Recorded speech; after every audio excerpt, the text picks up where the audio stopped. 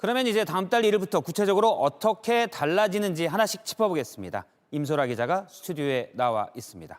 임 기자, 제일 크게 달라지는 게 격리잖아요. 예를 들어서 지금 격리가 이제 의무에서 권고로 바뀌는 건데 제가 코로나에 걸렸다. 권고를 받아들여서 제가 격리가 되고 싶다. 그러면 이 기간 동안 휴가를 재연차해서 쓰는 겁니까? 아니면 연차 소진 없이 공가처럼 쓰게 되는 건가요? 아직까지는 정확한 지침이 없습니다.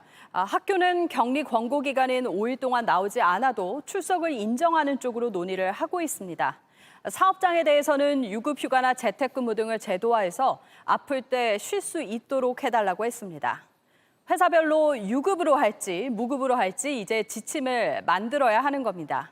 다만 병원에서는 감염 위험이 있기 때문에 격리가 유지될 필요가 있다고 방역당국은 강조했습니다. 그다음 궁금한 건 마스크인데 이제 마스크를 언제 어디서든 벗어도 됩니까? 그렇진 않습니다. 30개 이상의 병동을 갖고 있는 병원급 이상 의료기관, 요양병원 등 감염 취약시설에선 지금처럼 써야 합니다. 이와 달리 동네 의원이나 약국에서는 다음 달 1일부터는 벗어도 됩니다. 이 부분도 궁금합니다. 코로나19 검사 비용 같은 건 어떻게 되는지 제가 혹시 의심이 된다. 검사를 받을 때 자비 부담입니까 그럼? 그렇지는 않습니다. 코로나19 종식 선언은 했지만 혜택은 그대로 유지하기로 했습니다. 보건소에 있는 선별진료소에서 받는 PCR 검사비, 치료비, 백신 접종 비용은 지금처럼 무료고요.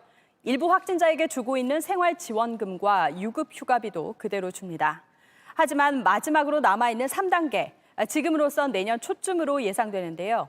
그러니까 코로나19를 완전히 독감처럼 관리할 때가 되면 이런 지원은 없어집니다. 자, 걱정은 이렇게 많이 풀면 코로나19가 다시 유행이 되면 그때는 어떡합니까? 전문가들도 코로나 유행이 커질 수도 있고 또 다른 신종 감염병이 나올 수도 있다고 경고하고 있습니다.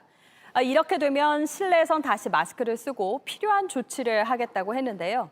그렇다고 예전의 일률적인 거리 두기 같은 건 하지 않겠다고 했습니다. 네, 임소라 기자였습니다. 수고했습니다.